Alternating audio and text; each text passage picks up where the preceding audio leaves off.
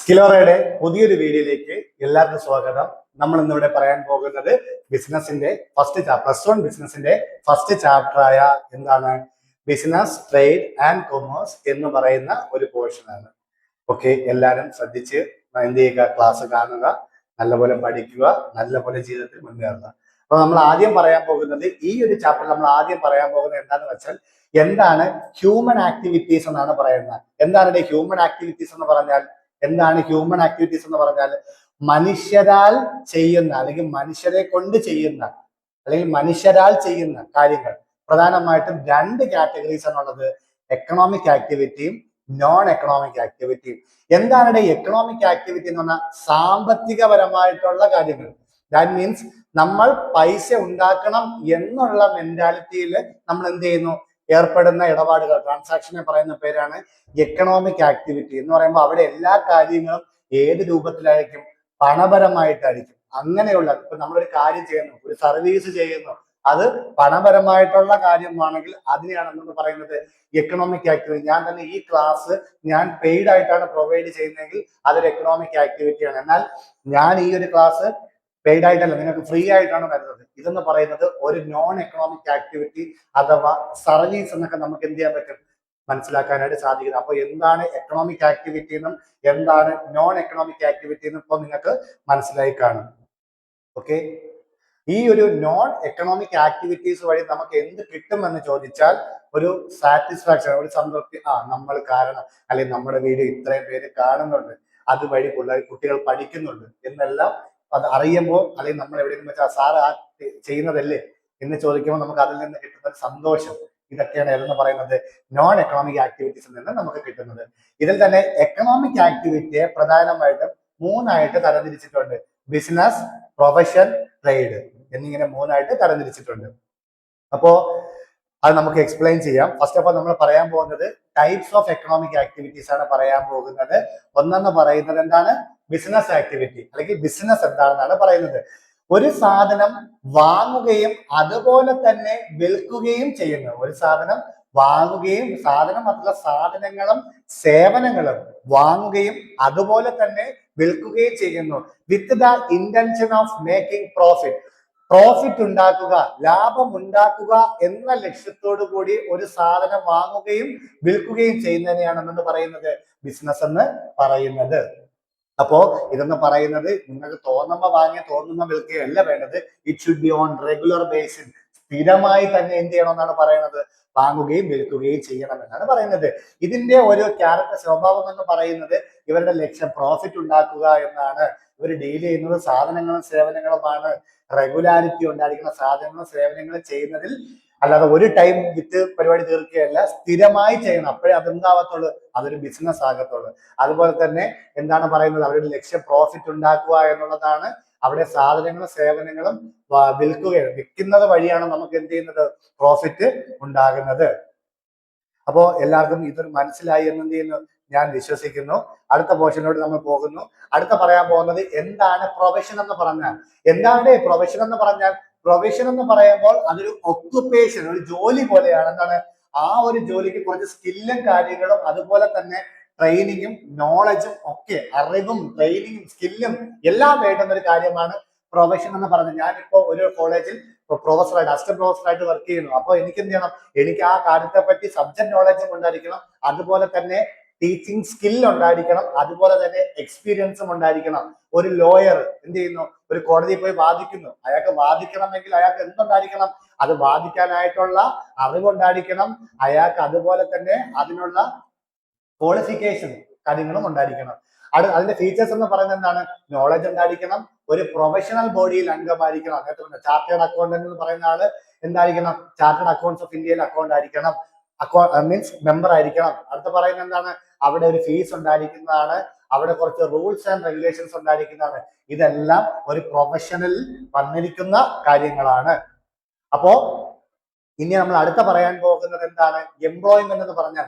Employment എന്ന് പറയുമ്പോൾ എന്താണ്? ഒരു എക്കണോമിക് ആക്ടിവിറ്റി ആണെന്നും ആ ഒരു എക്കണോമിക് ആക്ടിവിറ്റി എന്താണ്? മറ്റൊരാൾക്ക് വേണ്ടിയിട്ട് അവർ തരുന്ന സാലറിയോ വേജിന്റെയോ അടിസ്ഥാനത്തിൽ മറ്റൊരാൾക്ക് വേണ്ടി നമ്മുടെ സർവീസ് നമ്മൾ എന്ത് ചെയ്യുന്നു?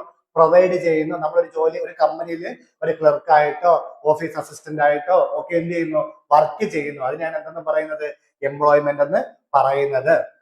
അതിന്റെ ഫീച്ചേഴ്സ് എന്ന് പറയുന്നത് എന്തായിരിക്കും, ഒരു എംപ്ലോയർ എംപ്ലോയി റിലേഷൻ ഉണ്ടായിരിക്കും. അതുപോലെ തന്നെ മേ ബി കോൺട്രാക്ട് ബേസിൽ നമ്മൾ എടുക്കാം, അല്ലെങ്കിൽ നമ്മൾ പെർമനന്റ് ബേസ് ആയിരിക്കും, അല്ലെങ്കിൽ പരസ്പരം അങ്ങോട്ടും ഇങ്ങോട്ടും എന്തായിരിക്കണം, ഒരു മ്യൂച്വൽ കൺസെന്റ് അല്ലെങ്കിൽ ഒരു മ്യൂച്വൽ എന്താണ് പറയുന്നത് സർവീസ് അല്ലെങ്കിൽ ഒരു മ്യൂച്വൽ കോൺട്രാക്ട് ഉണ്ടായിരിക്കുന്നതാണ്. അവിടെ നമുക്ക് കിട്ടുന്നത് എന്തായിട്ടായിരിക്കും, സാലറി രൂപേണയായിരിക്കും. അതുപോലെ തന്നെ നമ്മുടെ സർവീസ് റെഗുലർ ആയിരിക്കും. അല്ലാതെ നേരത്തെ പറഞ്ഞല്ല തോന്നുമ്പോ വന്ന് തോന്നുമ്പോ പോവുക എന്നുള്ളൊരു ഓപ്ഷൻ ഇല്ല. പക്ഷെ അങ്ങനെ ചെയ്യുന്നുണ്ട്, ഫ്രീലാൻസർ ഇല്ലേ, അപ്പൊ അങ്ങനെ ഉണ്ട്. ഇവിടെ നമ്മൾ എന്ത് ചെയ്യുന്നത്, ഇത് പറയുന്നത് റെഗുലർ ബേസിസിന്റെ കാര്യത്തിലാണ് പറയുന്നത്. അപ്പോ എല്ലാവർക്കും മനസ്സിലായെന്ന് വിചാരിക്കുന്നു. അടുത്ത നമ്മൾ പറയുന്നത് ബിസിനസിന്റെ ഒബ്ജക്റ്റീവും ഫീച്ചേഴ്സും ഒക്കെ ഏകദേശം എന്ത് തന്നെയാണ്, സെയിം തന്നെയാണ്. ലക്ഷ്യം എന്ന് പറയുന്നത് എന്താണ്, പ്രോഫിറ്റ് ഉണ്ടാക്കുക, അതുപോലെ തന്നെ മാർക്കറ്റിൽ ഒരുപാട് നാളെന്ത് ചെയ്യുക, നിൽക്കുക, പുതിയ പുതിയ കാര്യങ്ങൾ, പുതിയ പുതിയ ഐഡിയാസുകൾ, പുതിയ പുതിയ പ്രോഡക്ട്സുകൾ ഒക്കെ എന്ത് ചെയ്യുക, കൊണ്ടുവരിക, പ്രൊഡക്ടിവിറ്റി ഉൽപാദനക്ഷമത കൂട്ടുക, നല്ല രീതിയിൽ റിസോഴ്സുകൾ എഫിഷ്യന്റ് ആയിട്ട് എന്ത് ചെയ്യുക, യൂസ് ചെയ്യുക, മാക്സിമം പെർഫോമൻസ് കാഴ്ചവെക്കുക, നല്ല ആറ്റിറ്റ്യൂഡുകൾ കാണിക്കുക. മീൻസ് നമ്മുടെ ബിസിനസ് കാര്യത്തിൽ വരുന്ന ആൾക്കാരോട് നമ്മൾ എന്ത് ചെയ്യണം, വളരെ ചിരിച്ച് പ്രസന്റ് ആയിട്ട് പെരുമാറണം. വരുന്ന ആൾക്കാരെ ചീത്തയും വിളിച്ച് നമ്മൾ ദേഷ്യത്തിൽ റൂഡായിട്ട് പെരുമാറിയ പിന്നെ ആരെങ്കിലും നമ്മുടെ ബിസിനസ്സിലോട്ട് വരുമോ, ഇല്ല. പിന്നെന്താണ്, നമുക്ക് സമൂഹത്തിനോട് കുറച്ച് റെസ്പോൺസിബിലിറ്റി, കുറെ കടപ്പാടുകളുണ്ട്. ദാറ്റ് മീൻസ് എന്താണ് പറയുന്നത്, നമ്മൾ റെസ്പോൺസിബിലിറ്റി എന്ന് പറഞ്ഞ് നമ്മൾ പണ്ട് SSLൊക്കെ പഠിച്ചിട്ടുള്ള ഒരുപാട് കാര്യങ്ങളുണ്ട്. അതൊന്നും ഇപ്പൊ ഞാനിവിടെ എക്സ്പ്ലെയിൻ ചെയ്യുന്നില്ല. അപ്പൊ സൊസൈറ്റിയോട് നമുക്കൊന്നും ഒരു കൂറുണ്ടായിരിക്കണം എന്നാണ് പറഞ്ഞത്. അല്ല സ്വന്തം കാര്യം, സ്വന്തം ലാഭം മാത്രം നോക്കി ബാക്കിയുള്ളവരെ ദ്രോഹിക്കാൻ പാടില്ല. അതാണ് ഒന്നും ഉദ്ദേശിക്കുന്നത്. അപ്പോ അതിൽ നിന്ന് നമ്മൾ ഇനി അടുത്ത പറയാൻ പോകുന്നത് എന്താണ് ബിസിനസ് റിസ്ക് എന്നാണ് പറയാൻ പോകുന്നത്. ബിസിനസ് റിസ്ക് എന്ന് പറയുമ്പോൾ അവിടെ എന്താണ് പറയുന്നത്, possibility of inadequate profit or loss എന്ന് വെച്ചാൽ നമ്മൾ പ്രതീക്ഷിക്കാതെ എന്ത് ചെയ്യുന്നു, ലാഭവും ഉണ്ടാവാറുണ്ട്, നഷ്ടവും ഉണ്ടാവാറുണ്ട്. അതിനെയാണ് എന്തെന്ന് പറയുന്ന ബിസിനസ് ടേം എന്ന് പറയുന്ന, ബിസിനസ് റിസ്ക് എന്ന് പറയുന്ന ഒരു ടേം കൊണ്ട് ഉദ്ദേശിക്കുന്നത്. നമുക്കവിടെ അപ്രതീക്ഷിതമായിട്ടുണ്ടാകുന്ന ലാഭം അല്ലെങ്കിൽ അപ്രതീക്ഷിതമായിട്ടുണ്ടാകുന്ന നഷ്ടം, അതാണ് ബിസിനസ് റിസ്ക് എന്ന് പറയുന്നത്. അവിടെ സ്പെക്കുലേറ്റീവും ഉണ്ട്, പ്യുവറും ഉണ്ട്. സ്പെക്കുലേറ്റീവ് എന്ന് പറഞ്ഞാൽ എന്താണ്, നമ്മൾ എന്ത് ചെയ്യുന്നു, ഒരു ഊഹ കച്ചവടം പോലെ നമുക്ക് ലാഭം ഉണ്ടാവാം, നഷ്ടം ഉണ്ടാവാം എന്ന് നമ്മൾ എന്ത് ചെയ്യുന്നു, മുൻകൂറായിട്ട് നമ്മൾ എന്ത് ചെയ്യുന്നു, ഒരു പ്രഡിക്റ്റ് ചെയ്യുന്നു. അതാണ് ഇത് സ്പെക്കുലേറ്റീവ് റിസ്ക് എന്ന് പറയുന്നത്. പ്യുവർ റിസ്ക് എന്ന് പറഞ്ഞാൽ അവിടെ only possible of only loss മാത്രമേ ഉണ്ടാവൂ. മറ്റേ അവിടെ അങ്ങനെയാണ്, ചിലപ്പോൾ പ്രോഫിറ്റ് ഉണ്ടാവാം, ചിലപ്പോൾ എന്ത് ചെയ്യാം, നഷ്ടം എന്ത് ചെയ്യാം, സംഭവിക്കാം എന്നുള്ളതാണ്. ബിസിനസ് റിസ്കിന്റെ സ്വഭാവം എന്ന് പറയുന്നത് എന്താണ്, അൺസർട്ടനിറ്റി ആണ്. ഒരിക്കലും സർട്ടൻ അല്ല. നമ്മൾ വിചാരിക്കുന്ന പോലെ എന്ത് ചെയ്യത്തില്ല, നടക്കത്തില്ല. അതുപോലെ തന്നെ പിന്നെന്താണ് പറയുന്നത്, ഒരു ബിസിനസ്സിലെ വളരെ എസെൻഷ്യൽ ആയിട്ടുള്ള, വളരെ വൈറ്റൽ ആയിട്ടുള്ള, വളരെ ഇമ്പോർട്ടന്റ് ആയിട്ടുള്ള ഒരു പാർട്ടാണ് ഏതെന്ന് പറയുന്നത് ബിസിനസ് റിസ്ക് എന്ന് പറയുന്നത്. അർത്ഥം എന്താണ്, ഇറ്റ് വിൽ ഡിഗ്രി വേരീസ് എന്ന് പറഞ്ഞാൽ ബിസിനസിന്റെ സൈസ് മാറുന്നതിനനുസരിച്ച് അതിൽ സംഭവിക്കുന്ന റിസ്കിന്റെ അളവും അല്ലെങ്കിൽ അതിനെ ബിസിനസിനെ ബാധിക്കുന്ന റിസ്കിന്റെ തോതും ആഘാതം ഒക്കെ എന്ത് ചെയ്യുന്നതാണ്, മാറുന്നതാണ്.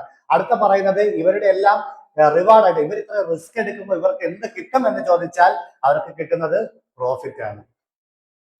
അടുത്ത നമ്മൾ പറയാൻ പോകുന്നത് കോസസ് ഓഫ് ബിസിനസ് റിസ്ക്. ഒരു ബിസിനസ് റിസ്കിന്റെ കോസുകൾ, എന്തൊക്കെ കാര്യങ്ങളാണ് ഒരു ബിസിനസ് റിസ്കിൽ വരുന്നത് എന്നാണ് പറയുന്നത്. വൈ റിസ്ക് ഹാപ്പൻസ്, എന്തുകൊണ്ട് റിസ്ക് സംഭവിക്കുന്നു. നമുക്ക് പല രീതിയിൽ പറയാം. പ്രകൃതിയാൽ എന്ന് വെച്ചാൽ എർത്ത് കേക്ക്, ഫ്ലഡ്, ഇതൊക്കെ സംഭവിക്കുമ്പോൾ പ്രകൃതിയിൽ നിന്നുണ്ടാകുന്നത്. അതൊരിക്കലും എന്ത് ചെയ്യത്തില്ല, നമുക്ക് പ്രെഡിക്റ്റ് ചെയ്യാൻ പറ്റുന്നതല്ല. അടുത്ത പറയുന്നത് എന്താണ്, ഹ്യൂമൻസ്. ഇപ്പൊ മനുഷ്യർ എന്ത് ചെയ്യുന്നു, ഈ സ്ട്രൈക്കും കാര്യങ്ങളും അല്ലെങ്കിൽ ചിലർ മനഃപൂർവ്വം കട അടിച്ച് നശിപ്പിക്കുന്നു, ബിസിനസ് അടിച്ച് നശിപ്പിക്കുന്നു, എന്താണ് പറയുന്നത്, കുറെ സ്ട്രൈക്ക്, ഇതെല്ലാം മനുഷ്യരാണ് ഉണ്ടാക്കുന്നതിന്. ഇതൊരു ബിസിനസ് റിസ്ക് ആണ്. എക്കണോമിക് റിസ്കുകൾ വരുന്നതാണ്. എന്ന് പറയുമ്പോൾ ഒരു സാധനത്തിന് വില താഴുന്നു, അല്ലെങ്കിൽ ഡിമാൻഡ് കുറയുന്നു, ഡിമാൻഡ് കൂടുന്നു, ഇതെല്ലാം എന്താണ് പറയുന്നത്, എക്കണോമിക് റിസ്ക് ആണ്. എന്താണ് പൊളിറ്റിക്കൽ റിസ്ക് എന്ന് പറയുന്ന, ഗവൺമെന്റ് പുതിയ റൂൾസ് കൊണ്ടുവരുന്നു, പഴയ റൂൾ എടുത്ത് കളയുന്നു. ഇതെല്ലാം എന്ത് ചെയ്യുന്നു, ഇപ്പോൾ നിലവിലുള്ള ആ ഒരു പോളിസിയുമായി ഡീൽ ചെയ്യുന്ന ഗുഡ്സിനെ എല്ലാം എന്ത് ചെയ്യുന്നതാണ്, ഇത് ബാധിക്കുന്നതാണ്. അടുത്ത മാനേജ്മെന്റ് എന്ന് പറയുമ്പോൾ കൃത്യമായിട്ട് എന്ത് ചെയ്യുന്നില്ല, കാര്യങ്ങൾ പ്ലാൻ ചെയ്യാതെ വളരെ പുവർ ആയിട്ട് എന്ത് ചെയ്യുന്നു, കാര്യങ്ങൾ നടത്തുന്നു. സ്വാഭാവികമായിട്ടും ഒപ്പം ഉണ്ടാവുന്നതായിരിക്കും, റിസ്ക് സംഭവിക്കുന്നതായിരിക്കും.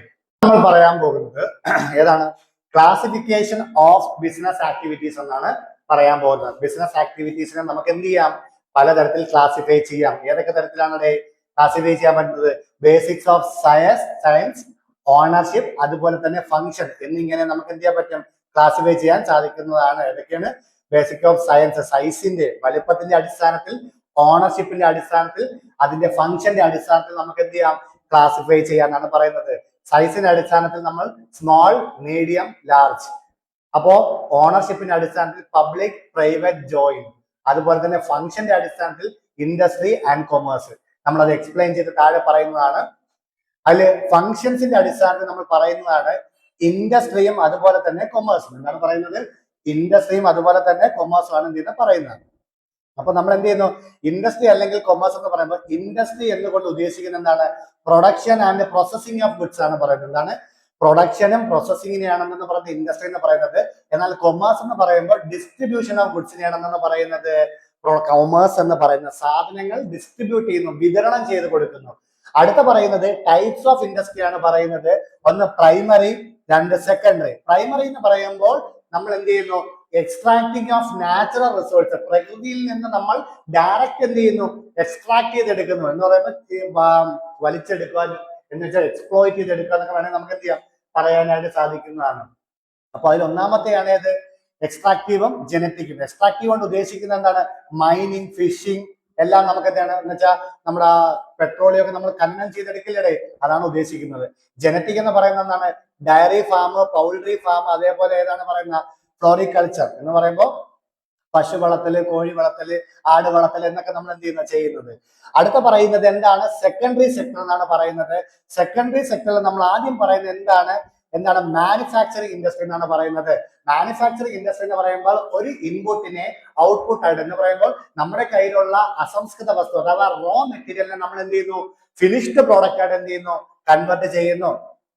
അതിനാണ് നമ്മൾ പറയുന്ന മാനുഫാക്ചറിങ് ഇൻഡസ്ട്രി എന്ന് പറയുന്നത്. മാനുഫാക്ചറിങ് ഇൻഡസ്ട്രിയിൽ ഒന്ന് എന്ന് പറയുന്ന അനലിറ്റിക്കൽ ഇൻഡസ്ട്രി. എന്താണ് പറയുന്നത്?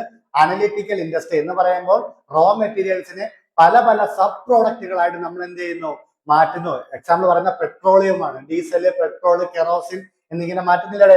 അതുപോലെ തന്നെ അടുത്ത പറയുന്ന സിന്തറ്റിക്കൽ ആണ്. സിന്തറ്റിക്കൽ എന്ന് പറയുമ്പോൾ combines material to make new product. പല പല പ്രോഡക്റ്റുകൾ, പല പല മെറ്റീരിയൽസ് ചേർത്തുകൊണ്ട് പുതിയൊരു കമ്പനി ഡെവലപ്പ് ചെയ്തെടുക്കുന്നത്. സിമെന്റ്, അതൊക്കെയാണ് എക്സാമ്പിൾ എന്ന് പറയുന്നത്. അടുത്ത പറയുന്നത് പ്രോസസ്സിംഗ് എന്നാണ് പറയുന്നത്. എന്താണ് പ്രോസസ്സിംഗ് എന്ന് പറഞ്ഞാൽ? റോ മെറ്റീരിയൽസ് എന്ന് വെച്ചാൽ അസംസ്കൃത വസ്തുക്കൾ പല പല സ്റ്റേജിൽ കൂടെ പോയി എന്ത് ചെയ്യുന്നു, അതൊരു പ്രോപ്പർ ഔട്ട്പുട്ട് ആയിട്ട് നമ്മൾ പ്രോസസ് ചെയ്തെടുക്കുന്നു. അതിനെയാണ് എന്ന് പറയുന്നത് പ്രോസസ്സിംഗ് എന്ന് പറയുന്നത്. അടുത്ത അസംബ്ലിംഗ് എന്ന് പറഞ്ഞാൽ എന്താണ്? പല പല പാർട്ടുകൾ പോയിന്റ് ചെയ്തുകൊണ്ട് ഫൈനലി ഒരു പ്രോഡക്റ്റ് ആവുന്നു. അപ്പൊ എന്താണ് ഈ പ്രോസസ്സിംഗും എന്താണ് പറയുന്നത്? പ്രോസസ്സിംഗും അതുപോലെ തന്നെ അസംബ്ലിങ്ങും തമ്മിൽ എന്താണ് വ്യത്യാസം എന്നാണ് പറയുന്നത്. അപ്പൊ നിങ്ങൾക്ക് ഒരു ഡൗട്ട് വരും, എന്താണ് പ്രോസസ്സിംഗും അസംബ്ലിങ്ങും തമ്മിലുള്ള വ്യത്യാസം എന്താണ്? പ്രോസസ്സിംഗ് എന്ന് പറയുമ്പോൾ എന്താണ്? റോ മെറ്റീരിയൽസ് പല പല സ്റ്റേജിൽ കൂടെ പോയിട്ട് ഒരു പ്രോഡക്റ്റ് ആക്കുന്നു. എന്നാൽ അസംബ്ലിംഗ് എന്ന് പറഞ്ഞാൽ അങ്ങനെയല്ല. ഈ പ്രോസസ് ചെയ്ത് വെച്ചിരിക്കുന്ന പല പല മെറ്റീരിയൽസ് ചേർത്ത് കൊണ്ട് എന്ത് ചെയ്യുന്നു, ഒരു ഫൈനൽ പ്രോഡക്റ്റ് ആക്കി മാറ്റുക എന്നുള്ളതാണ് അസംബ്ലിംഗ് കൊണ്ട് ഉദ്ദേശിക്കുന്നത്. അടുത്ത പറയുന്നത് കൺസ്ട്രക്ഷൻ ഇൻഡസ്ട്രി. കൺസ്ട്രക്ഷൻ എന്ന് പറഞ്ഞാൽ എന്താണ്? ബിൽഡിംഗ് ഇൻഫ്രാസ്ട്രക്ചർ ആണ്. എന്ന് പറഞ്ഞാൽ എന്ത് ചെയ്യുന്നു, നമ്മൾ ബിൽഡിംഗ് ഉണ്ടാക്കുന്നു, റോഡ് ഉണ്ടാക്കുന്നു, ഡാം ഉണ്ടാക്കുന്നു. ഇതെല്ലാം ഏത് ഇൻഡസ്ട്രിയുമായി റിലേറ്റഡ് ആണ്? കൺസ്ട്രക്ഷൻ ഇൻഡസ്ട്രിയുമായിട്ട് റിലേറ്റഡ് ആണ്. അടുത്ത പറയുന്നത് ടെറിട്ടറി ഇൻഡസ്ട്രി. ടെറിട്ടറി ഇൻഡസ്ട്രി എന്ന് പറഞ്ഞാൽ ദാറ്റ് പ്രൊവൈഡ് സർവീസ്. നമുക്ക് സേവനങ്ങൾ പ്രൊവൈഡ് ചെയ്യുന്ന ആരാണോ അതിനെയാണെന്ന് പറയുന്നത് ടെറിട്ടറി ഇൻഡസ്ട്രി എന്ന് പറയുന്നത്. അതിൽ പറയുന്നത് ട്രാൻസ്പോർട്ടേഷൻ, ബാങ്കിങ്, ഇൻഷുറൻസ് ഇവരെല്ലാം നമുക്ക് എന്ത് ചെയ്യണം, നമ്മുടെ കയ്യിൽ നിന്ന് പൈസ മേടിച്ചിട്ടായാലും നമുക്ക് എന്താണ്, ഒരു സർവീസ് ആണ് പ്രൊവൈഡ് ചെയ്യുന്നത്. അതുകൊണ്ട് തന്നെ ടെറിട്ടറി ഇൻഡസ്ട്രിയിൽ വരുന്നതാണ് ബാങ്കിങ്, ഇൻഷുറൻസ് എല്ലാം തന്നെ. അടുത്ത നമ്മൾ പറയുന്നത് കൊമേഴ്സ് എന്താണെന്നാണ് പറയുന്നത്. കൊമേഴ്സ് എന്ന് പറയുന്നത് എന്താണ്? all activities ensuring the free flow of goods from producer to the consumer. എന്ന് പറഞ്ഞാൽ പ്രൊഡ്യൂസറിൽ നിന്നും കസ്റ്റമറിലോട്ട് എന്ത് ചെയ്യുന്നു, സാധനങ്ങൾ ഫ്ലോ ചെയ്യുന്നതിനെയാണെന്ന് പറയുന്നത് കൊമേഴ്സ് എന്ന് പറയുന്നത്. ഇപ്പൊ എല്ലാവർക്കും മനസ്സിലായി എന്ന് വിശ്വസിക്കുന്നു. ഈ കൊമേഴ്സിൽ നമുക്ക് എന്തൊക്കെ പറയാം? ട്രേഡും പറയാം, എയ്ഡ്സ് ടു ട്രേഡും പറയാം. എന്താണ് ട്രേഡ് എന്ന് പറഞ്ഞാൽ? വ്യാപാരം. എയ്ഡ്സ് ടു ട്രേഡ് എന്ന് പറഞ്ഞാൽ വ്യാപാരത്തിനെ സഹായിക്കുന്ന ഘടകങ്ങൾ. അപ്പൊ അതിൽ നമ്മൾ പറയാൻ പോകുന്നത് ടൈപ്സ് ഓഫ് ട്രേഡ് എന്നാണ് പറയുന്നത്. ടൈപ്സ് ഓഫ് ട്രേഡിൽ പറയുന്നത് ഒന്ന് ഹോം ട്രേഡും ഉണ്ട്, അല്ലെങ്കിൽ ഡൊമസ്റ്റിക് ട്രേഡ്, അല്ലെങ്കിൽ ഫോറിൻ ട്രേഡ്. നമ്മുടെ രാജ്യത്തിനകത്ത് സാധനങ്ങൾ ഉത്പാദിപ്പിച്ച് രാജ്യത്തിനകത്ത് തന്നെ മറ്റ് റീറ്റെയിലേഴ്സിന്, ഹോൾസെയിലേഴ്സിന് കൊടുക്കുന്നതിനെ എന്തെന്ന് പറയാം? ഡൊമസ്റ്റിക് ട്രേഡ് എന്നും അതുപോലെ തന്നെ ഫോറിൻ ട്രേഡ് എന്ന് പറയുമ്പോൾ എന്താണ്, നമ്മുടെ രാജ്യത്ത് ഉത്പാദിപ്പിച്ച് മറ്റൊരു രാജ്യത്തേക്ക് നമ്മൾ എന്ത് ചെയ്യുമ്പോൾ കയറ്റി അയക്കുമ്പോൾ അതിനെ ഫോറിൻ ട്രേഡ് എന്ന് പറയുന്നു. ട്രേഡുകളെ നമുക്ക് ഫോറിൻ ട്രേഡുകളെ അല്ലെങ്കിൽ എക്സ്പോർട്ട്, ഇമ്പോർട്ട്, അതുപോലെ എൻട്രി പോർട്ട് എന്ന് പറയാം. എക്സ്പോർട്ട് എന്ന് പറഞ്ഞാൽ നമ്മൾ കയറ്റി അയക്കുന്നു, ഇമ്പോർട്ട് എന്ന് പറയുമ്പോൾ സാധനം അവിടെ നിന്ന് ഇങ്ങോട്ടേക്ക് അയക്കുന്നു. എൻട്രി പോർട്ട് എന്ന് പറയുമ്പോൾ നമ്മൾ എന്ത് ചെയ്യുന്നു, with the intention of selling to other country എന്ന് വെച്ചാൽ നമ്മൾ വേറെ രാജ്യത്ത് നിന്ന് ഇങ്ങോട്ടേക്ക് ഇറക്കുമതി ചെയ്ത് എന്തിനു വേണ്ടിയിട്ടാണ് ഇറക്കുമതി ചെയ്തത്, ആ പ്രോഡക്റ്റ് മറ്റൊരു സ്ഥലത്തേക്ക് അല്ലെങ്കിൽ മറ്റൊരു രാജ്യത്തേക്ക് അല്ലെങ്കിൽ മറ്റൊരു കമ്പനിയിലേക്ക് എന്ത് ചെയ്യുന്നതിന് വേണ്ടിയിട്ട്, വിൽക്കുന്നതിന് വേണ്ടിയിട്ട്. അടുത്തത് എയ്ഡ്സ് ടു ട്രേഡ് എന്ന് പറഞ്ഞാൽ ഒരു ട്രേഡിനെ സ്വാധീനിക്കുന്ന ഘടകങ്ങൾ എന്തൊക്കെയാണ് എന്ത് ചെയ്യുന്നത്, പറയുന്നത്. അതില് അല്ലെങ്കിൽ സ്വാധീനിക്കുന്നതെന്ന് മാത്രമല്ല ആ ഒരു ട്രേഡിനെ സഹായിക്കുന്ന ഘടകങ്ങൾ എന്തൊക്കെയെന്നാണ് പറയുന്നത്. അതിലൊന്ന് ബാങ്കിങ് സർവീസ് ഉണ്ട്, ട്രാൻസ്പോർട്ടേഷൻ ആൻഡ് കമ്മ്യൂണിക്കേഷൻ ഉണ്ട്, അതുപോലെ തന്നെ ഇൻഷുറൻസ്, അഡ്വർടൈസിങ്, വെയർ ഹൗസിങ് എന്നിങ്ങനെ ഇത്രയും കാര്യങ്ങളാണ് ഉള്ളത്. അതിൽ നമുക്ക് പറയേണ്ടത് ബാങ്കിങ് നമുക്ക് എങ്ങനെ ചെയ്യുന്നു, സഹായിക്കുന്നു ചോദിച്ചാൽ, നമുക്ക് ബിസിനസ് തുടങ്ങാൻ പൈസ ആവശ്യമുണ്ടെങ്കിൽ അല്ലെങ്കിൽ ബിസിനസ് പൈസ ആവശ്യം വരുന്ന സമയത്ത് നമുക്ക് ബാങ്കിൽ പോയാൽ അവർ നമുക്ക് എന്ത് ചെയ്യുന്നു, പൈസ തരുന്നു. അതൊരു സേവനമല്ലേ ചെയ്യുന്നത്. അതേപോലെ എന്താണ് പറയുന്നത്, ട്രാൻസ്പോർട്ടേഷൻ ആൻഡ് കമ്മ്യൂണിക്കേഷൻ എന്ന് പറയുമ്പോൾ നമ്മൾ ഉൽപ്പാദിപ്പിച്ച് വെച്ചിരുന്ന സാധനം മറ്റൊരു രാജ്യത്തേക്ക് അല്ലെങ്കിൽ മറ്റൊരു സ്ഥലത്തേക്ക് കൊണ്ടുപോകണമെങ്കിൽ നമുക്ക് അവിടെ ട്രാൻസ്പോർട്ടേഷൻ ഫെസിലിറ്റി വേണ്ടേ, അതൊരു സർവീസ് അല്ലേ. അതുപോലെ ഇൻഷുറൻസ് എന്ന് പറയുമ്പോൾ നമ്മൾ കൊണ്ടുപോകുന്ന വഴിക്ക് എന്തെങ്കിലും ഒരു അപകടം നമ്മളെ ഗുഡ്സിനെ പറ്റി അതെന്താവൂടെ, അത് നാശത്തിലേക്ക് അല്ലെങ്കിൽ നഷ്ടത്തിലേക്ക് നമ്മൾ പോകുന്നതാണ്. അതിൽ നിന്ന് നമ്മളെ പ്രൊട്ടക്ട് ചെയ്യുന്നു. അപ്പൊ അതൊരു ഇതല്ലേ, സർവീസ് അല്ലേ. അഡ്വർടൈസിങ് നമ്മുടെ പ്രോഡക്റ്റിനെ പറ്റി കൃത്യമായിട്ടുള്ള വിവരണം എന്ത് ചെയ്യുന്നു, ഓരോ കസ്റ്റമേഴ്സിന് അല്ലെങ്കിൽ ഓരോ ബയേഴ്സിനും കൊടുക്കുന്നു. അതൊരു സർവീസ് അല്ലേ. വെയർ ഹൗസിംഗ് എന്ന് പറഞ്ഞാൽ എന്താണ്, നമുക്ക് നമ്മുടെ സാധനങ്ങൾ ഒരു കസ്റ്റമർ വാങ്ങുന്നത് വരെ പ്രൊഡ്യൂസ് ചെയ്തിട്ട് എന്ത് ചെയ്യണം, വിൽക്കാനായിട്ട് സ്റ്റോർ ചെയ്ത് വെക്കണം. അതൊരു വെയർ ഹൗസ് എന്ന് പറയുന്നത് ഒരു ഗോഡൌൺ പോലുള്ള ഒരു സംഭവമാണ്. അപ്പം അതും എന്ത് വരുന്നതാണ്, അതൊരു എന്താണ്, നമ്മുടെ സർവീസ് ഫാക്ടറിൽ വരുന്നതാണ്. ഇനി നമ്മൾ പറയുന്ന ഈ ഒരു ഇതിന്റെ ലാസ്റ്റ് പോർഷനാണ് പറയുന്നത്, ഒരു ബിസിനസ് തുടങ്ങുന്നതിന് അതിനെ സഹായിക്കുന്ന ഘടകങ്ങൾ എന്തൊക്കെയെന്നാണ് പറയുന്നത്. അതിൽ ഒന്നാമത്തെ ഘടകമാണ് ഏതെന്ന് പറയുന്ന selection of line of business. എന്താണ് selection of line of business എന്ന് പറഞ്ഞാൽ, ഒരു ബിസിനസ് എന്ത് ചെയ്യുന്നു, അല്ലെങ്കിൽ നമ്മൾ ഏത് ടൈപ്പ് ബിസിനസ് ആണ്, അല്ലെങ്കിൽ തുണി കച്ചവടം വേണോ, വേറെ പൊട്ടി കച്ചവടം വേണോ, പൂച്ച കച്ചവടം വേണോ, അല്ലെങ്കിൽ കൺസ്ട്രക്ഷൻ കമ്പനി വേണോ, അല്ലെങ്കിൽ വല്ല ഹോൾസെയിൽ ഡീൽ, മാർക്കറ്റ് ഡീൽ വേണോ, അങ്ങനെ ഏത് ടൈപ്പ് വേണമെന്ന് സെലക്ട് ചെയ്യുന്നതാണ് അത് selection of line of business എന്ന് പറയുന്നത്. സൈസ് ഓഫ് ബിസിനസ് എന്ന് പറയുന്നത് എന്താണ്, നമ്മുടെ കയ്യിലുള്ള പൈസ വരുമാനത്തിനനുസരിച്ച് അല്ലെങ്കിൽ നമ്മുടെ കയ്യിൽ എത്ര രൂപ ക്യാപിറ്റൽ ഉണ്ടോ ആ ക്യാപിറ്റലിനനുസരിച്ച് നമ്മൾ എത്ര രൂപയുടെ അല്ലെങ്കിൽ എത്ര രൂപയിൽ വരുന്ന ബിസിനസ്, സ്മാൾ സ്കെയിലാണോ, മീഡിയം ആണോ, ലാർജ് സ്കെയിലാണോ, നമ്മൾ എന്ത് ചെയ്യും, കാറ്റഗറൈസ് ചെയ്യും. ഇതിൽ അടുത്ത പറയുന്നത് ഓണർഷിപ്പ് എന്ന് പറഞ്ഞാൽ ഒരുപാട് ടൈപ്പ് ഉണ്ട്. Soul proprietorship, partnership, cooperative, joint Hindu undivided family എന്നിങ്ങനെ ഒരുപാട് ടൈപ്പ് ഉണ്ട്. അതിൽ നമുക്ക് ഏത് ടൈപ്പ് ബിസിനസ് ആണ് വേണ്ടത്, ഇത് എന്ത് ചെയ്യുന്നതാണ്, ഇത് ഞാൻ വരും ചാപ്റ്ററിൽ ഇത് സോൾ പ്രൊപ്പറേറ്റർഷിപ്പ് എന്താണെന്ന്, പാർട്ണർഷിപ്പ് എന്താണെന്നും ഒക്കെ വളരെ ഡീറ്റെയിൽ ആയിട്ട് എന്ത് ചെയ്യുന്നതാണ്, പഠിപ്പിക്കുന്നതാണ്. അടുത്ത നമ്മൾ ചെക്ക് ചെയ്യുന്നത് സോൾ പ്രൊപ്പറേറ്റർഷിപ്പ്. ഇപ്പൊ തൽക്കാലം ഞാൻ പറഞ്ഞുതരാം. ഞാൻ മാത്രം എന്ത് ചെയ്യുന്നു, ബിസിനസ് നടത്താനായിട്ട് പ്ലാൻ ചെയ്യുന്നു. അവിടെ വേറെ ആരും വേണ്ട, ഞാൻ ഒറ്റൊരാൾ മതി, അങ്ങനെ നടത്തുന്ന ബിസിനസ് ആണ് ഇത് സോൾ പ്രൊപ്പറേറ്റർഷിപ്പ് എന്ന് പറയുന്നത്. എന്നാൽ പാർട്ണർഷിപ്പ് എന്ന് പറയുമ്പോൾ എന്താണ്, ഒന്നിൽ കൂടുതൽ ആൾക്കാർ. ബാക്കി ഞാൻ വരും ചാപ്റ്ററിൽ എന്ത് ചെയ്യുന്നതാണ്, എക്സ്പ്ലെയിൻ ചെയ്യുന്നതായിരിക്കും. അടുത്ത ലൊക്കേഷൻ എന്ന് പറയുമ്പോൾ ഒരു ബിസിനസ് ഏത് ലൊക്കേഷനിൽ കൊണ്ടിടണം. ഇപ്പൊ ബെൻസ് ഒരു ഷോറൂം കൊണ്ട് ഏതെങ്കിലും വയൽക്കരയിൽ കൊണ്ടിട്ട് വല്ല കാര്യം ഉണ്ടാവേ ഇല്ല. അപ്പൊ അത്രയും കസ്റ്റമറും അത്രയും ബെൻസ് മേടിക്കാൻ കാപ്പബിലിറ്റി ഉള്ള ആളുകൾ താമസിക്കുന്ന ഏരിയ കൊണ്ട് തുടങ്ങിയിട്ടല്ലേ കാര്യമുള്ളൂ. അപ്പൊ ലൊക്കേഷൻ മുഖ്യമല്ലേ വിക്കില്. അടുത്ത പറയുന്നത് എന്താണ്, ഫിനാൻസ് എന്ന് പറഞ്ഞാൽ എന്താണ്, ഒരു ബിസിനസ് സ്റ്റാർട്ട് ചെയ്യുന്നതിന് ആവശ്യമായിട്ടുള്ള പൈസ, അതിനെയാണെന്ന് പറയുന്നത് ഫിനാൻസ് എന്ന് പറയുന്നത്. പിന്നെ പറയുന്നത് ഫിസിക്കൽ ഫെസിലിറ്റീസ്, നമുക്ക് ബിസിനസ് സ്റ്റാർട്ട് ചെയ്യുന്നതിന് ആവശ്യമായിട്ടുള്ള ബിൽഡിംഗ്, മെഷീൻ, മറ്റ് സർവീസുകളെല്ലാം വേണ്ടേ. അടുത്ത പ്ലാന്റ് ലേഔട്ട് എന്ന് പറഞ്ഞാൽ എന്താണ്, ഈ വാങ്ങിച്ച മെഷീൻസ് എല്ലാം പ്രോപ്പർലി നമ്മൾ എന്ത് ചെയ്യുന്നു, അതാത് സ്ഥലങ്ങളിൽ അറേഞ്ച് ചെയ്യുന്നു. അടുത്ത പറയുന്നത് എന്താണ്, വർക്ക് ഫോഴ്സ് എന്നാണ് പറയുന്നത്. വർക്ക് ഫോഴ്സ് എന്ന് പറയുമ്പോൾ നമ്മൾ ഈ ഒരു ബിസിനസ്സിലേക്ക് ഏത് ടൈപ്പ് ആൾക്കാരെയാണ് വേണ്ടത്, ഏത് ജോലി പറയുമ്പോൾ ഏത് ക്വാളിഫിക്കേഷൻ ഉള്ള ആൾക്കാരാണ് വേണ്ടത്, അവർക്ക് എന്തൊക്കെ ട്രെയിനിങ് വേണം, എന്തൊക്കെ സ്കിൽ ഉണ്ടായിരിക്കണം എന്നുള്ളതാണ് ഇത് വർക്ക് ഫോഴ്സ് കൊണ്ട് ഉദ്ദേശിക്കുന്നത്. അടുത്ത പറയുന്ന ടാക്സ് പ്ലാനിങ് എന്ന് പറയുമ്പോൾ എന്താണ്, നമുക്ക് വരുമാനം ഉണ്ടാകുമ്പോൾ നമ്മൾ എത്ര രൂപ ടാക്സ് അടയ്ക്കേണ്ടി വരും, ഓരോ രൂപയ്ക്കും ഓരോ ടൈപ്പ് ടാക്സ് ആണ് അടയ്ക്കേണ്ടത്. അതെന്ത് ചെയ്യും, നമുക്ക് വരുമാനം കൂടുന്നതിനനുസരിച്ച് ടാക്സിന്റെ ടൈപ്പും അല്ലെങ്കിൽ ലെവൽസും എന്ത് ചെയ്യുന്നതാണ് മാറുന്നതാണ്. അപ്പൊ അതെല്ലാം നമ്മൾ എന്ത് ചെയ്തിരിക്കണം, മുൻകൂറായിട്ട് നോക്കണം. അല്ലെങ്കിൽ തന്നെ നമ്മളിപ്പോ ഏത് സെക്ടറാണ് തുടങ്ങുന്നത്, ഏത് ഏരിയയിൽ തുടങ്ങുന്നു, അതിനനുസരിച്ചൊക്കെ എന്ത് ചെയ്യുന്നതാണ്. ചിലപ്പോൾ നമ്മൾ ബാക്ക്വേർഡ് ഏരിയസിൽ കൊണ്ടൊരു ബിസിനസ് സ്റ്റാർട്ട് ചെയ്യണമെങ്കിൽ നമുക്ക് ഗ്രാൻഡ് മറ്റു കാര്യങ്ങളൊക്കെ എന്ത് ചെയ്യുന്നതാണ്, ഗവൺമെന്റ് തരുന്നതാണ്. അപ്പോൾ ടാക്സ് പ്ലാൻ കൃത്യമായിട്ട് ചെയ്തിരിക്കണം. ഇതെല്ലാം ചെയ്തതിന് ശേഷം നമ്മൾ എന്ത് ചെയ്യണം, അവസാനം നമ്മൾ എന്ത് ചെയ്യുന്നു, നമ്മുടെ ബിസിനസ് ലോഞ്ച് ചെയ്യുന്നു. അപ്പോ ഇതാണ് ഈ ഒരു ചാപ്റ്ററിൽ നമുക്ക് പഠിക്കാനായിട്ടുള്ളത്. അപ്പോ ഞാൻ ഇന്ന് പഠിപ്പിച്ച പോർഷൻ എല്ലാവർക്കും മനസ്സിലായി എന്ന് വിശ്വസിക്കുന്നു. എല്ലാവരും കൃത്യമായിട്ട് തന്നെ എന്ത് ചെയ്യുക, പഠിക്കുക, നല്ല രീതിയിൽ റിവിഷൻ ചെയ്യുക, പരീക്ഷയ്ക്ക് വേണ്ടി നല്ല രീതിയിൽ പ്രിപ്പയർ ചെയ്ത് മുന്നോട്ടേക്ക് പോവുക. അപ്പോൾ അടുത്ത ക്ലാസ്സിൽ നമ്മൾ എന്ത് ചെയ്യുന്നതാണ്, പുതിയൊരു വീഡിയോ ആയിട്ട് പിന്നെയും കാണുന്നതാണ്. അപ്പോഴേക്കും ബൈ.